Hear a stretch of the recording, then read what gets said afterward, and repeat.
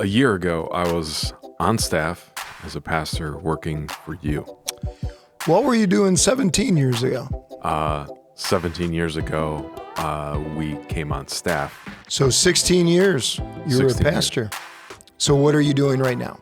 Right now, I work for a small engineering company that works in data communications.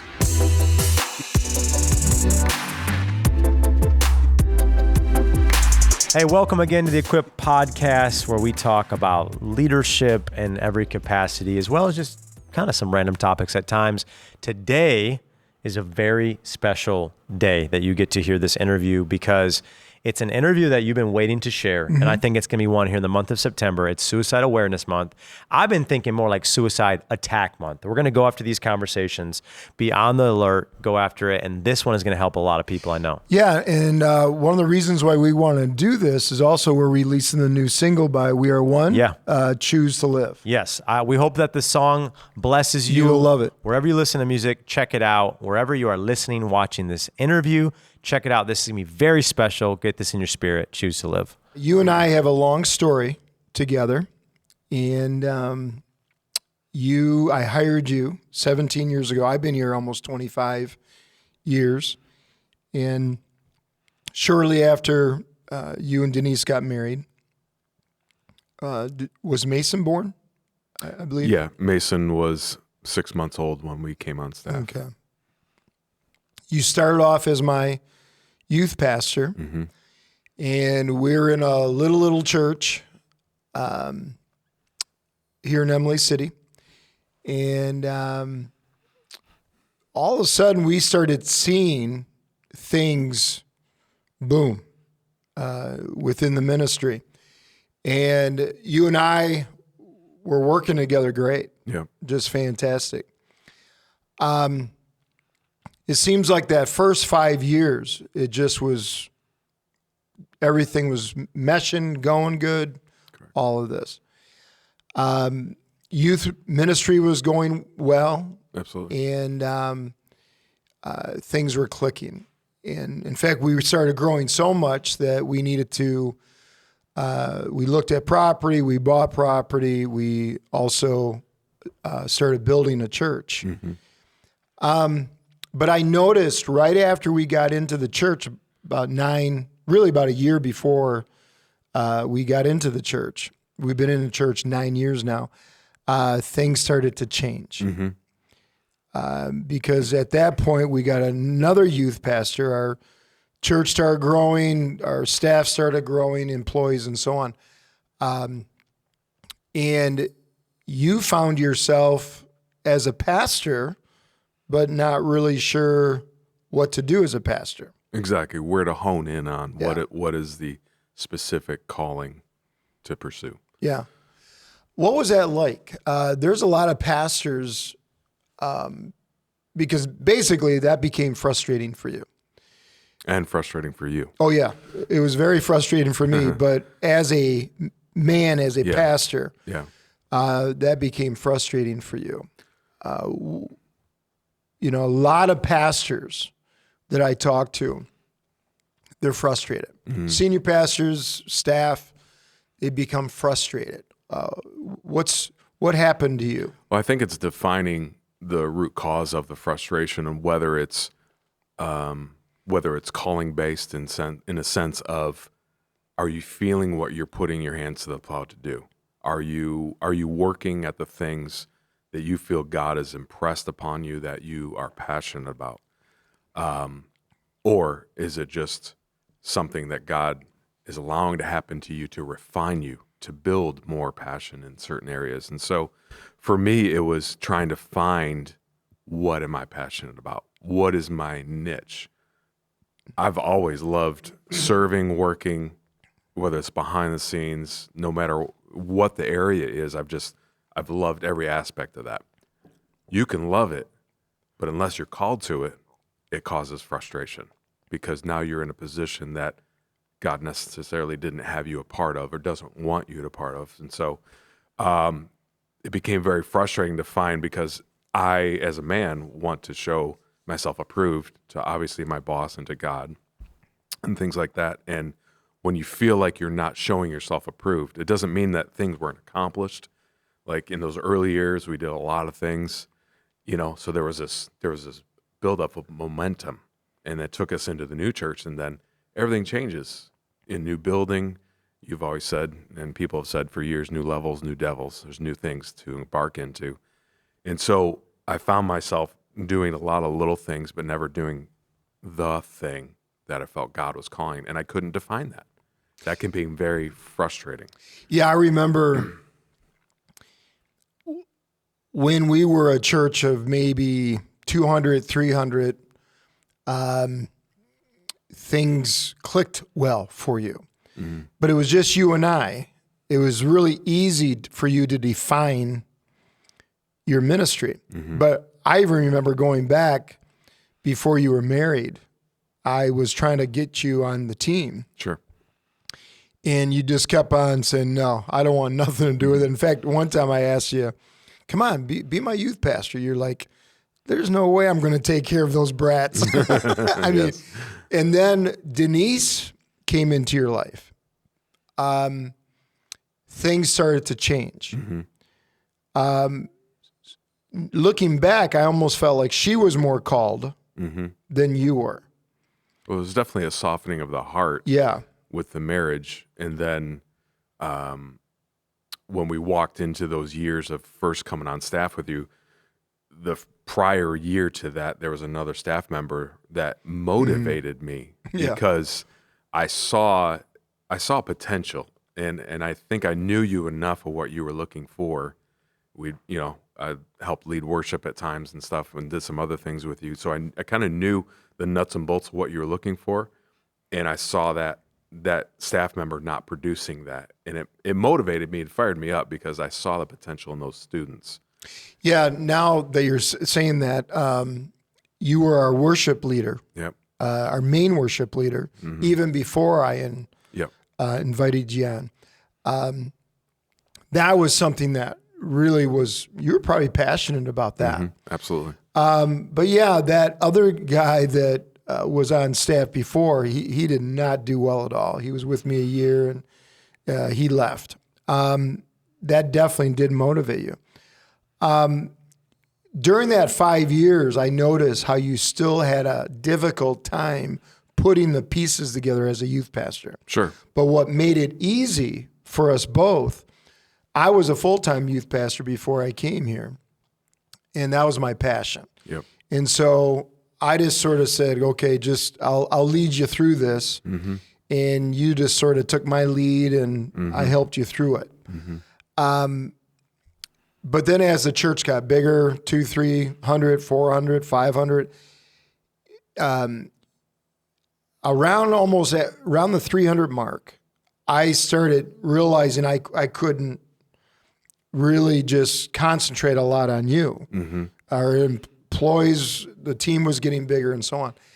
And like you said, you were having a struggle honing in your calling. Mm-hmm. I remember I said, how about if you do this? We were changing your title like every 6 months. Yeah. And how about if you do this? How about if you do that? Finally, I got frustrated there towards the end. And I said, you know what? I want you to be missions pastor. Yeah. And you're like, I don't know if I'll like it or not. But I want you to be missions pastor along with taking care of the men and be men's director. Try it for 6 months, see what happens. Mm-hmm. And it started to connect. You started connecting with it. You started to enjoy it. I don't know if you ever really honed in on it, but or I don't even think you even really had like a vision for it because you still took my lead on it. It was something that probably you and I started connecting again with because I love missions, I love outreach, and so on. And about now 6 years ago, I remember getting so frustrated because you were frustrated. Denise was frustrated. And you just were not, you were like a round peg, trying to fit in this, or a square peg trying to fit in this round hole. And things just weren't clicking. And I remember sitting down with you different times, you and Denise, and just saying, guys, something has to finally connect. Because this isn't, something bad's going to happen. Your marriage might get hurt. Sure. You might, all of a sudden leave when you're not supposed to, maybe. And we were trying to figure it out. Sure. And as a boss, I was trying to do probably everything I could to motivate you, to figure it out for you, everything I could. But I really probably needed to just say, Paul, you need to face reality. Are you called? Well, you posed that question several times through the last 6-7 years. And, I come from an environment, especially being on staff with you, is, we're not quitters. And so in my mind, it was, we're not going to quit. Like, I stepped up to do this. I took this role on. I want to finish strong. We talked very frequently about what does 5 years look like? What does 10 years look like? Yeah, I remember that. And such a vision to keep going forward and stuff. And obviously as a man, I want to produce for my boss, but then there's a frustrating part when you feel like you're not doing your part. And I know I'm causing not only my boss, but my pastor frustration, which taints the movement of the church. And that was just building up on me. It's like, why? I don't want to be that guy. Nobody wants to be that guy. And so trying to find, what is it? What am I missing? What's the component I'm missing? And I would be confused a lot of times because we would talk very candidly, as you are a transparent pastor. We would lay it all out on the table, right, and we would dissect everything. And the thing I walked away with every time was,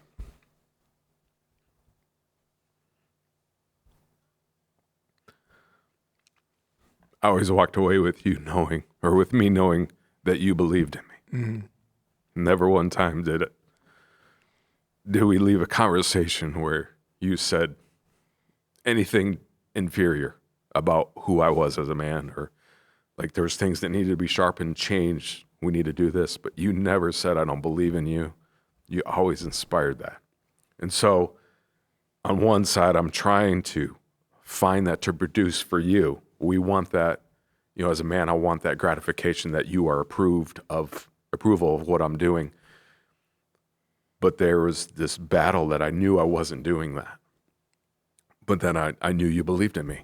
And so I'm like, well, if he believes in me, I got to believe in myself. Like, come on, buck up, Bucky, let's do this thing. And it just kept hitting your head against the wall, if I can say it that way. And I didn't want to quit. I felt like I had a job at the best church ever. Staff is incredible. The deacons board, incredible to the staff. Like all those components, and I just get, why would I want to leave this? I didn't. But at some point, you have to realize I'm missing the mark somewhere. I'm missing what God is speaking somewhere. I'm not doing, or I'm not grasping what needs to happen. And I think the component that you struggled with is I could work hard. I would put the hours in. I would put the time in. Like I was raised that way. I'm not going to be a slacker in those ways. I'm going to do. It's just, you can work hard all day long, but if it's in the wrong things or not the right things for you, it's still going to cause a frustration. Yeah. Probably the biggest frustration for me was you and I are very close. Mm-hmm. You're like my spiritual son. We've really been close for 25 years, almost 25 years. And, in those first 5 years, when you came on together, like I said, we were a smaller church. And so it was just you and me. Yeah. And so we, when you're working together that close, either you're going to hate each other, sure, or love each other. Sure. And we really connected well. A lot of times people think people come to me all the time on this, and you and I both know they feel like, well, if a person can preach, Sure. oh, they can be a senior pastor. If they can preach, they should be a pastor. I mean, if they can just do this or sing or whatever, they should, And that's not so. Not at all. The performance side or the stage side or the motivation or talking side, that's just that's really meaningless on one side of it.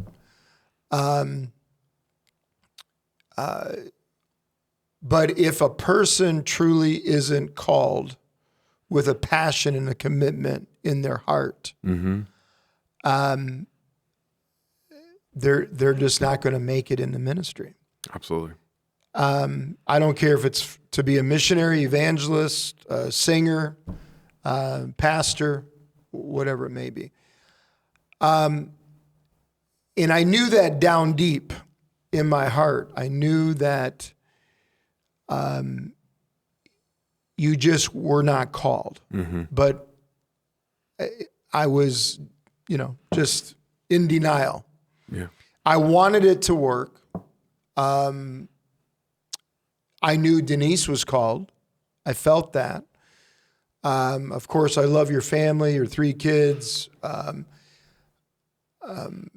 We even talked at one point, should you leave and go be a senior pastor or go somewhere else, what is that passion? And you're a hard worker, all that. And so I think the struggle I had was on one side, just didn't want to let you go. We're going to figure this out, one way or the other. But how I needed to let you go emotionally, possibly even let you go, if you needed to leave the church, whatever. Because we didn't go that direction, one thing, just the layers started to really build up of frustration. Now, I didn't know this until last year, but I think 3 years, which would have been 4 years ago now, you went home, you told Denise, Denise, I think I'm not getting this job. I think I just need to leave or quit and get a secular job. Yeah, I spoke with her very candidly as far as, because I love the church and I love being a part of it, I just need to get a different job and still just be a part of the church. Like, that was the thought process that was going through my mind. But I didn't tell her that right away. I kind of would have that thought come in and push it down. And then I revert back to the whole thing of, I started this, I'm going to finish this. And, in ministry. Well, what did she tell you when you told her that?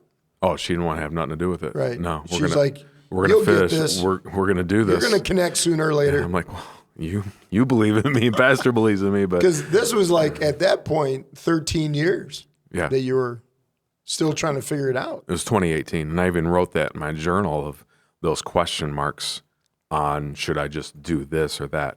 And again, I come back to I don't want to quit. And it wasn't so much of it was the environment that was very, being a part of the team under your leadership. Like, there's blessings, there's all kinds of things that happen. There's wins, there's the hard moments, and you talk very candidly, but you outweigh those by seeing what God does through the ministry. And I think that was a little confusing at times, because God would use me for ministry things. Like, you mentioned preaching. I didn't learn to preach until you taught me. So, because I remember one time you came to my office. Do you want people to walk away from a message with you thinking, oh, that was a good time, they laughed a lot? Or do you want to, give them a golden nugget for the Lord? I was like, I got it. No more comedian. You taught that. And God used whatever was in me to even preach it at times. You gave me the opportunity to do that, which was an honor to speak to his people, and God still moved through that. And I think that's the key of you're seeing God do things because God's taking care of his church. God's going to take care of his church, whether this person needs to be removed or repositioned. And so in that moment when I told Denise, what if I just go get a job? And she quickly rebuked me in the sense of she didn't want to have nothing to do with it. So I'm like, okay, I got to keep fighting. And coincidentally, that is the year that I was going for ordination, 2018. And so I'd done all the schooling, and I remember walking in, it was May of 2018, walking into the weekend of ordination. And at times and we were struggling. We had tons of conversations and just what am I doing? Why am I doing this? But I felt like I'm going to push through. I'm going to fight. I'm going to, in my notes, it's like, I'm going to keep doing this. I wish I would have seen now or seen then what I see now. But the hard part, the church is awesome, being a part of it since I was 4 years old. You mentioned the community that you and I had, but not only that, our families, because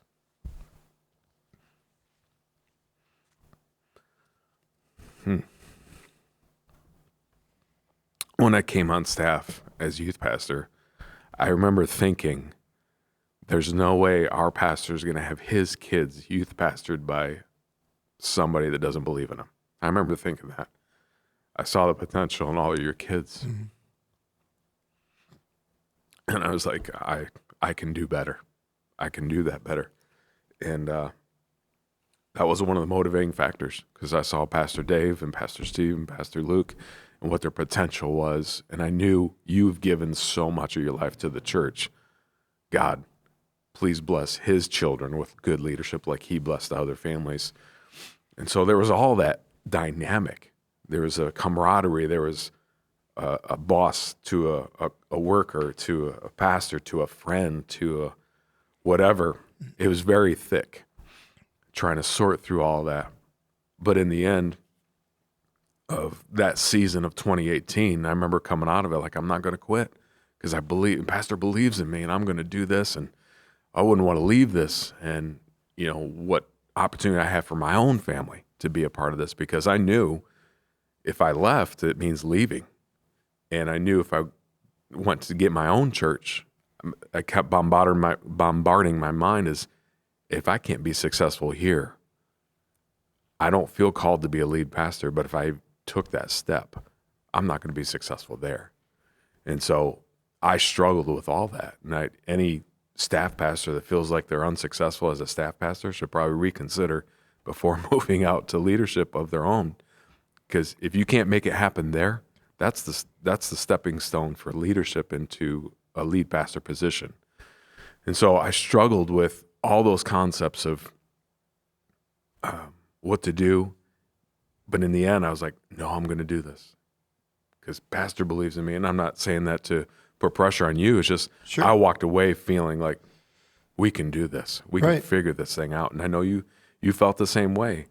And probably both subsiding some feelings that we needed to be maybe more transparent with, especially on my side of communicating what I was feeling deeper. And so rehoning position, rehoning responsibilities, and a lot of the mission stuff that we were embarking on was, how to describe this, doing stuff. It was, whether it was fixing roofs or decks and coordinating some of that food giveaways, and we started doing a lot more of that kind of stuff, which I can enjoy and I can coordinate that. That's not necessarily pastoring. That's coordinating and directing. That brings up a point. You started to put yourself in roles that any volunteer could do. Absolutely. I started to observe very strongly how, Paul, you're I don't know how to put this, except you're putting yourself in a position where I don't need a full-time pastor for this no more. Sure. And you were putting yourself, volunteers are incredible, but when you're, as a boss, when you're paying for a full-time position, that just like any executive, he has to be fruitful. Absolutely. And that's what we started to not see as a pastor, Yeah. the pastor side. People wouldn't see that like you and I, but Sure. you and I started seeing that. And it got to a point, and because of all that, and because you were putting yourself in different roles instead of pastoring, you were almost like, I hate to say it, but hanging on my coattails. Absolutely. And I knew it. And I'm like, you're not carrying your own job weight. Yeah. You know, you're not carrying it on your own. I'm carrying you, Paul. And as much as we love each other and we have that brotherhood and that connection, this can't be.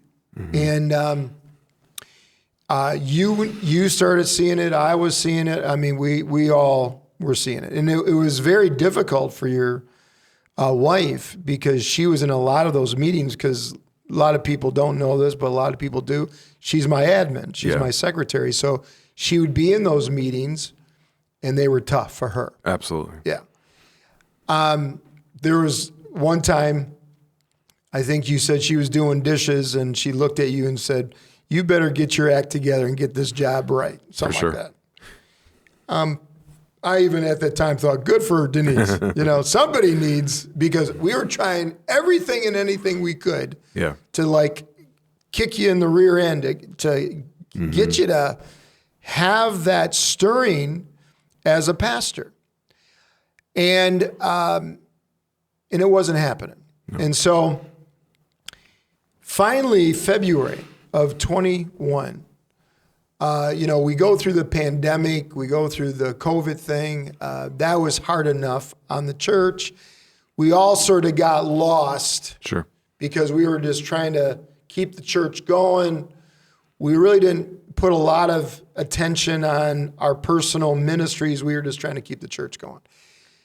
And then all of a sudden, the beginning of 21, we started shifting again and getting back to the workflow of the ministries and missions and outreach and so on. February hits, and we're back at it again. Frustrations. You weren't following through with a lot of things. Things weren't connecting. And we had a very frustrated meeting. And correct me if I'm wrong, but this is how I'm remembering it. We had a very frustrating meeting, and then, and I don't even know what day it was. But then that night, you go home, you're frustrated, Denise is frustrated. You take it from there. So in February, we did have that meeting, and we walked away both frustrated, but it was actually later in March of the incident you're talking about. Was it March? Yeah. And so the frustrating meeting was in February. We talked, and let me go back a little bit to 2018 when we would have these kind of talks. Writing in my journal, and if any of you out there write this kind of stuff, you got to take note of what you're writing down and see what's in those words, because I was writing things like, I feel myself going to the dark hole again. I feel myself spiraling. Good. I'm glad you're going there, because you started indicating like 3 years before that March. Absolutely. Before 21, you started indicating how you were in depression. Oh, yeah. Yeah. It was, my wife is in meetings with you and me and seeing me go through, critiques of why this isn't happening. So she's wants to support her husband, but supports her boss because she sees what's not being done. And, so I put my family in a weird position, awkward position. I put you in a stressful position, the deacons, to where, what do you do with a person like that? And every time I'd write down in my journal and things like that, it was darkness. It was darkness.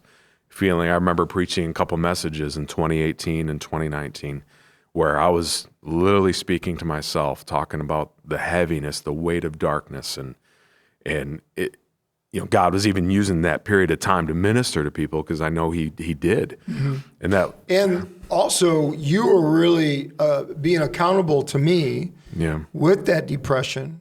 We were talking it through, and so that was, you were very open about it. Yeah.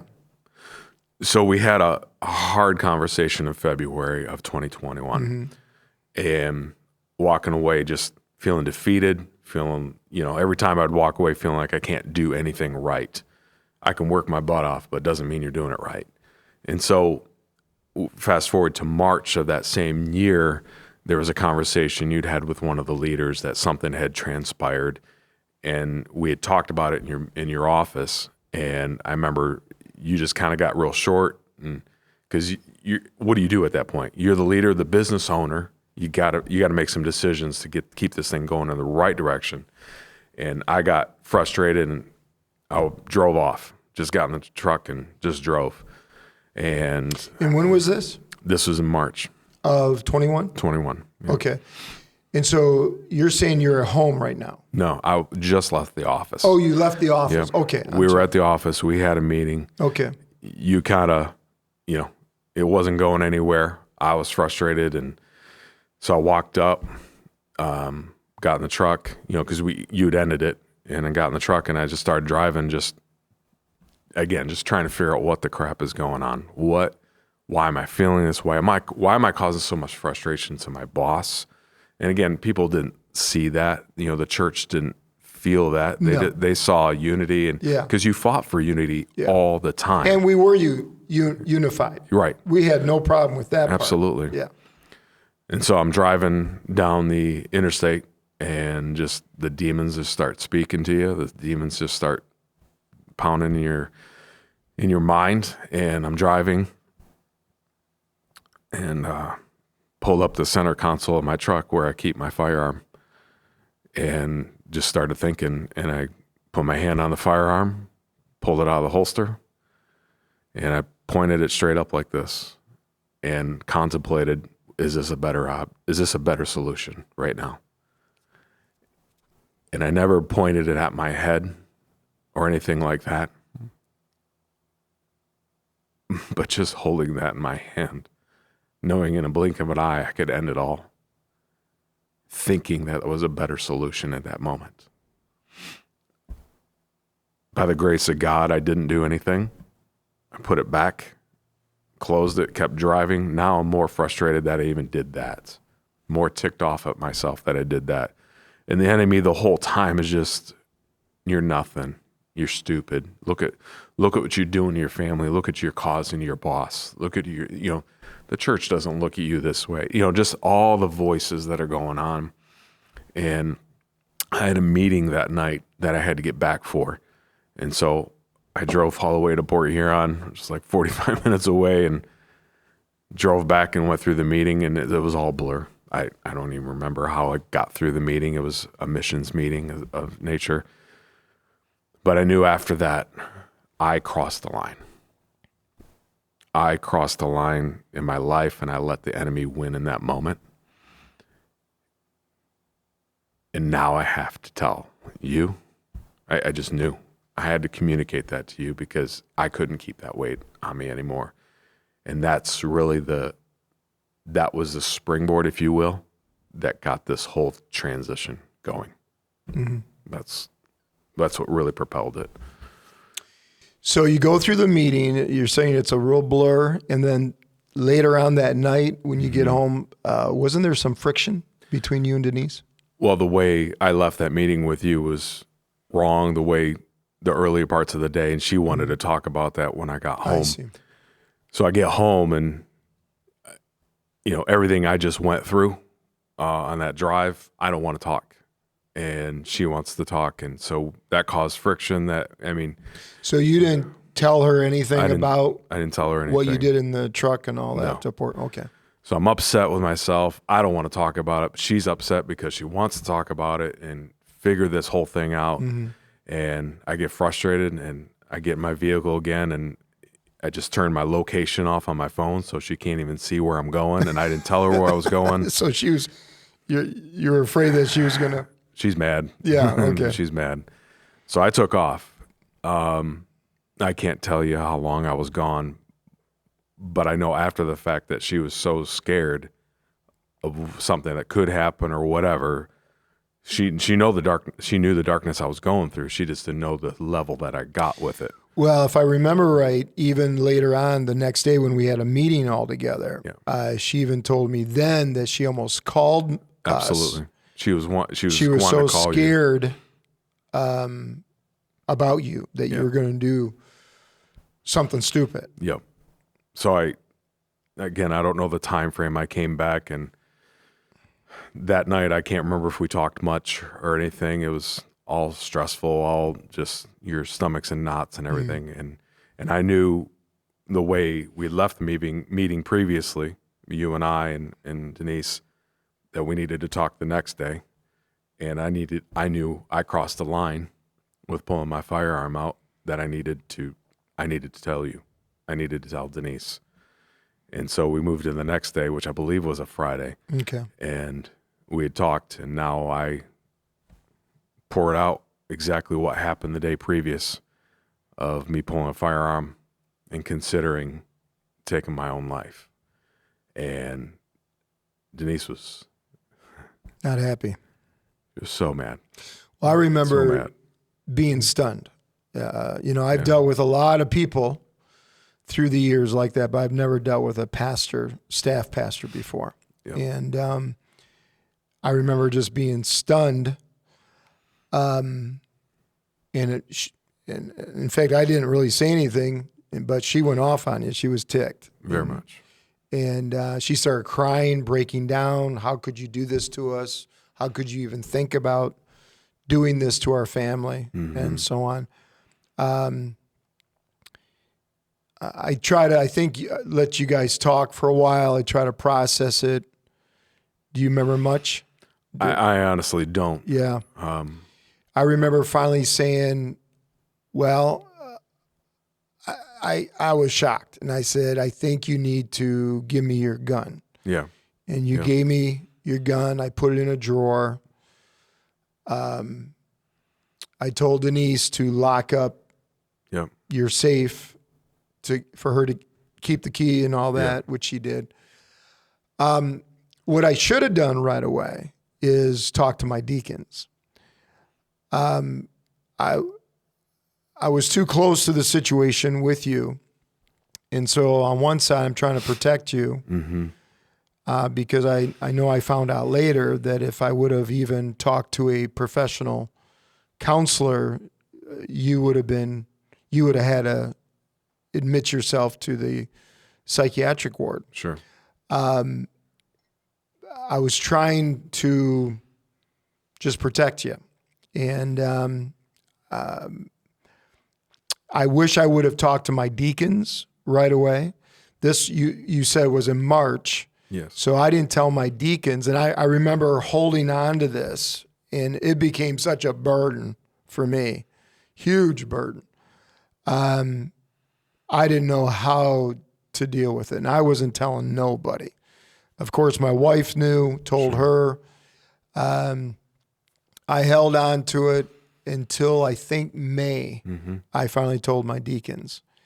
And they were upset. They wish I would have said something to them, which I wish I would have now too, because we would have taken quicker action because you needed to get into counseling and so on.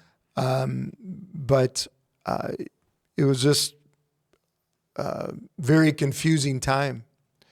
But from that deep, dark depression that you were in 3 years prior to that, of you just not connecting in ministry, you not connecting as a pastor.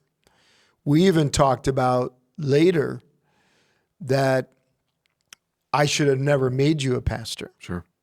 I remember that. Yep. And you even said, yeah, I should have been a director or something else. But you weren't really called to be a pastor. You know, and I know a calling of a pastor is Yeah. something that people just don't understand. It's a calling. Absolutely. Either you feel it or you don't. We know now that's where the deep, dark depression came in. Absolutely. Because it was just like, you weren't called to it, but you were trying to, again, that square peg in a round hole. You were trying to force things to happen. But here we are trying to figure out what to do next. I'm constantly wondering, are you going to get a hold of another gun? Are you going to take your life? Every night that went by, I'm constantly wondering. I'm asking Denise, is he okay? I'm talking to you. And so I shouldn't have carried this alone. Now I understand that. But, and then during that time, had typical difficulties with situations in the church and, things that we just all had, typical things that we just had to handle. Well, and that's another layer on top of it, because I knew this was a heavy load that to put on you as one of your staff guys is in this situation. And now you are carrying that load plus everything else. And I remember writing, it's in my notes, of just how could I do this to not only my family, but to my pastor. And just the weight of that in itself just kept spiraling me, even, because I believe I did go into counseling after that, started meeting with a counselor. I think in May, the end of May. And so that weight, I'll never understand the magnitude of that weight, but I wrote frequently in there of how could I do this to somebody, and which is stemmed from pride. It really is. Like, when I'm trying to think through it all, hindsight's 2020, and the steps and everything of how it transpired and the weight I put on you, the weight I put on the church, and as you're leading and you have your own situations going on in your own family and everything else, and it's like, really? I'm a loser. Well, it was like a perfect storm, because finally when I told you, or I'm sorry, told the deacons about you, middle of May, the end of May, something like that. Around that same time, we found out that Pastor Dave had or has cancer. Yeah. And then certain people were coming against us at the church, leaving. I mean, it was just this perfect storm. Absolutely. That nobody knew what was going on, because I'm trying not to say anything about what's going on with you. Mm-hmm. Dealing with Dave, dealing with the doctors, dealing with the chemo. I mean, it was the perfect storm. But even through the storm, we saw God move on all of our behalves. And it was just a beautiful thing. There's a desperation at that point. Like, something's got to change. Something's got to give. When you look at the repetition of, 7 years ago struggling, and then 4 years ago struggling, and then now in 2021 struggling, like this repetitive, something's got to change. Something's got to give. And we had revival services that happened in April. Mm-hmm. And a month after you told me. Yes. Yeah. And so he spoke a word over me of, just pulled me out and prophesied over me that there was a new anointing, a new fire, and it's going to happen quickly. Those are the three prominent things that I've always remembered. And I'm receiving it all. And in the midst of that, I'm like, oh, this means ministry's going to, like, this whole thing's finally going to click, And I'm like, no, you moron. It's like, God doesn't always move you towards this ministry thing. He moves you in a place you're needed. Right. In the place that he has called you to. Yeah. And I have the video of that prophecy message, and I would listen to it. I'd play it, and other people had spoken some things. And, even a year prior to that, somebody had a vision that spoke to me and said, you're in a dark room with a door, and you're trying to find the key. Once you find the key, you'll get out of the room, basically. And I remember we talked about that, thinking it was maybe applied to this or that, and I'm trying to process that. What does that mean? And so we move on from that point of the revival services were, great, but then still we're struggling. Like, we're talking all the time and trying to figure it out. You're trying to figure out, what do I do? Like, how do we handle this the right way, God's way? Well, the big thing I was trying to figure out, honestly, is how can I handle this without hurting your children, Yeah.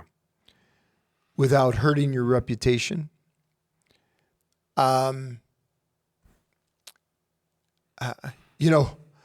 can I handle this without hurting your marriage? How can we all handle this? Mm-hmm. And nobody knew what was going on behind the scenes. And even when the evangelist came and gave you that word, people, their eyes, Pastor Paul, no, but nobody knew what we all knew. Yeah. And I knew it wasn't going to be a new revelation of ministry for you. No. In the way of being pastoring. It was going to be a new ministry for you. Absolutely. But as a volunteer. Yeah. And you held on to that, but you were really, we were seeing each other quite a bit always during that time. But how the pieces started coming together, basically, the evangelist was in April. Yes. I think in May or in June, or in May you started counseling. Yep. In June, I believe I connected with Kevin Ramsby. Mm-hmm. I think it was in June. Mm-hmm. And that's when Kevin Ramsby is the evangelist that was stabbed 37 times. He's very close to Gateway and all of us. And he works for a particular company now that you work for. Correct. But at that time, Kevin and I were just having lunch, Mm-hmm. just having a lunch there in my office. And God told me to tell him about your situation. And he said, well, we're looking for a tech. Mm-hmm. And so immediately I told you about it. Mm-hmm. You followed up with it. One thing led to another. Another pastor called me at that time that had the very same thing happen in his staff situation of one of the staff members years prior. And I poured out to him about the situation with you. And he said, Pastor Jeff, you're going to have to let him go. Well, I remember through that period of time, there were several things that confirmed what needed to happen. And like I said, in 2018, I said to my wife, I should just go get a job. Those things really started resonating within me because this wasn't working. And I didn't want to put any more stress burden on trying to pursue this thing that just isn't working. And there was the pastor that you had spoke with that when you shared that with me, I think pretty quickly after you talked with him about they had the same staff situation. I want to say the same day. Yeah, where a person did the same thing, and as soon as they got out of the ministry role of pastor and got a normal job, like in the secular world, they were able to fulfill so much more in the volunteer perspective of the church. Yeah, he drove around in his car for 2.5 hours with a gun in his hand, contemplating suicide, that staff pastor. But as soon as he finally was honest with himself and said, I'm just not called as a pastor, Absolutely. the burden left. Absolutely. Yeah. There was also, in that period of time, we do our staff team days, and you had a person come in and speak on conflict resolution. And through this whole thing, I'm taking notes, and I knew what you were thinking through the whole thing, and I knew what I was thinking. And one of the things she shared on was a period of time of 6 months that she went to a place where she shouldn't have been, thinking it was the will of God, and it wasn't. And when she was there, she had all kinds of things physically happen to her, but then also depression. All these components started adding up, and so when she removed herself from that position, everything left. those things. And I'm just sitting there going, that's me. Like I'm feeling all of those things. Couple that with the pastor that you spoke with, and then even after that, I know we'd had some meetings with the deacons and such, and so I shared to my brother and sister-in-law all the details so they could be praying. They're in the ministry, and I'm like, I just need all the prayers I can get.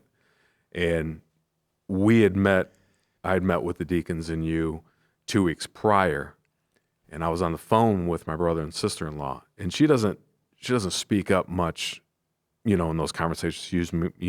Usually me and my brother. And she said, I just got something to share with you, Paul, because I started sharing this thought of removing myself from ministry and getting a vocational job and serving, if that was even an option. Because in my mind, back in my mind, I'm thinking, if I leave this ministry position, I have to leave the church. That's what I kept bombarding myself to, because what staff wants a previous staff pastor to be there? You just don't know how it's all going to play out. Sure. And she said, 2 weeks ago, when I knew you were meeting with the deacons, I was praying when I was driving. And she said, I had the thought, and she's like, I'm trusting it's the Holy Spirit that gave that to me. She's like, what if Paul just volunteered? What if he just stepped down and volunteered? And she shared that with me 2 weeks later after that meeting. And I'm, it's all in my notes. I wrote all that in, and I'm just like, I knew this is what had to be done. I knew the transition, the boat was already moving. It was already shifting directions. And my processing of it was moving very quickly. And I think yours was too, because you wanted resolution. You wanted to be able to handle this the right way and obviously protect the church. Yeah, I think the difficult part for me, I never want to let confusion enter into the church. To the people. And I think the tough part for me was finally, we saw all the pieces coming together. Beautiful, that God was doing. But then when you gave your resignation that Sunday, the people were like stunned. What in the world is going on, kind of a thing. And that was the tough thing for me, because there was no reason really from their perspective. Yeah, in their perspective, for you to give your resignation. And because we didn't tell the people at that time, I said at a later date we'll talk about it. But there was just a few that had probably some questions, but overall, I was very glad and happy the way the congregation dealt with it. They dealt with it very mature and took our lead. But that was a concern of mine, because you know how I am with unity. I want unity. I don't want confusion. And so, but then also I was trying to, again, protect your family. I remember when we finally sat your children down, and I was there as you finally shared with them. And overall, they took it very well. Yeah. It's been tough for them at that time, because they're no longer a pastor's kid. Sure. There is honor being a pastor's kid, but they have worn that well this last year. Well, you were there, and Pastor Dave was even there as well, Right. just to help facilitate that. And my mind was going forward quickly, because I wanted freedom. That was my pursuit. I wanted to do and feel like a contributor in the right ways of what God was leading. And so I was moving very, very fast. My wife, Denise, was not. And she was struggling. But I thought we were this, but now we're this. But I just knew this was going to save my family, my relationship with you, with the church. And I still didn't even fully know, can we even stay here?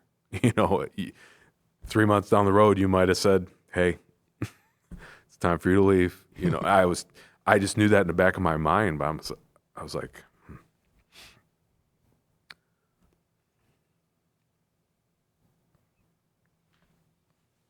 I wanted to fight for unity as much as you, because this isn't a church that was a job. This was a life. Right. And I believe in it so strong. And my kids believe in it so strong. And that's what was difficult of sharing with them that night is, you know, your dad is not this anymore. And he's just going to be this. And it just proved to me that titles are titles. Right. My title is a Christ follower, period. Right. And their title is children of a Christ follower. And that's what I wanted them to resonate with. And you and Pastor Dave did a great job just helping talk through that. And you made yourselves available to them, to talk to them like they believe in them. You've held all of them in a hospital, you know, when they're born. And so there was so much more deeper that people maybe not understand of the connection. And so walking through that journey, I knew I had to fight for unity. I knew if anybody said this comment or that comment, I knew I had to shut it down, because I believe in you as a pastor in this church and the leadership, and I want nothing more than to serve and be a part of that, no matter what it is. And I was talking with an individual earlier today, just the calling of pastor is specific. You know, there's the fivefold ministry of those things. Only so many people have those callings.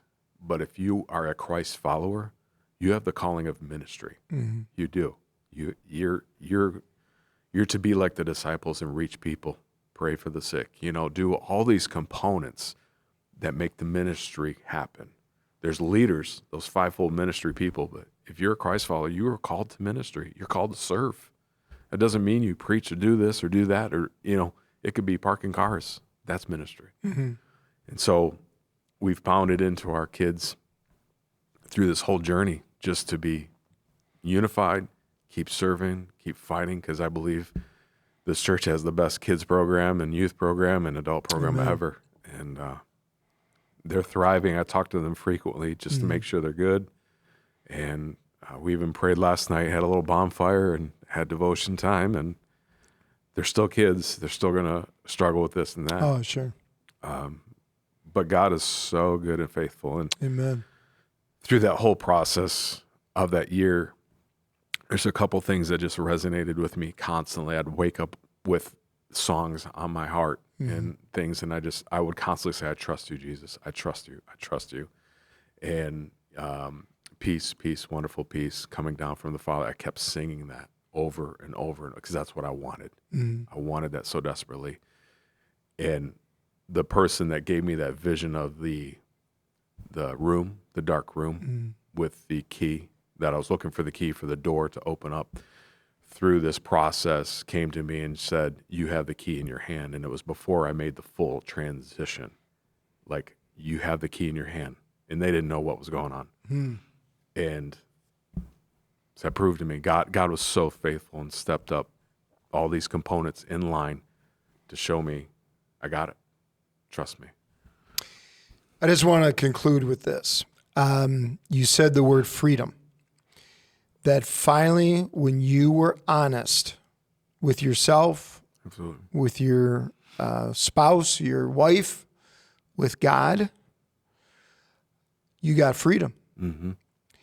And when you made that transition, because I noticed it right away. As soon as you made that transition, it didn't matter what you were doing.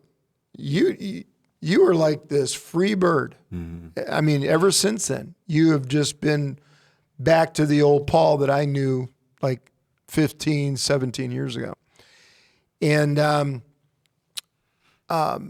since then, you've had promotions given you in your position and so on. God's favor has been really upon you. Absolutely. It's just been going forward like no other.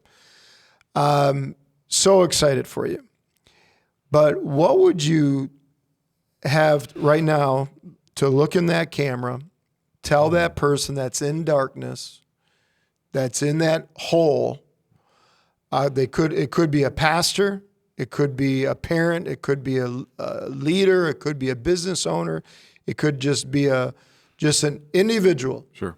That they feel they're stuck, but they're going deeper instead of going forward, like you are going forward now. What would you tell them?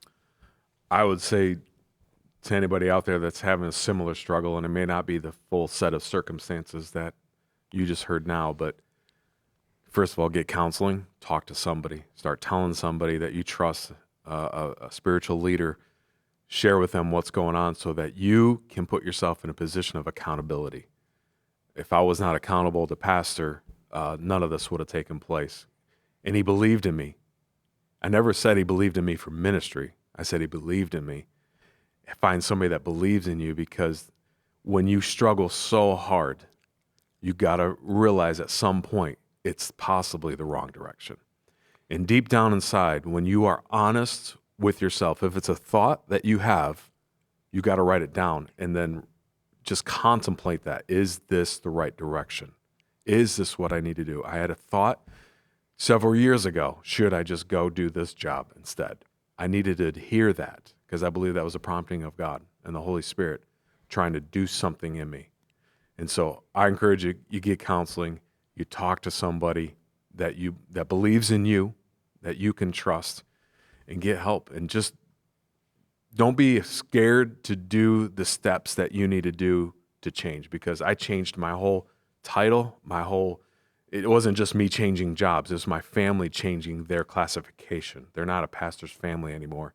And that there's a lot of weight to that. It's worth it. It is so worth it because there's freedom in the end. Just trust Jesus, what he's leading you, where he's guiding you. Trust him because the best is yet to come. Awesome. Thanks so much, brother. Thanks, Pastor.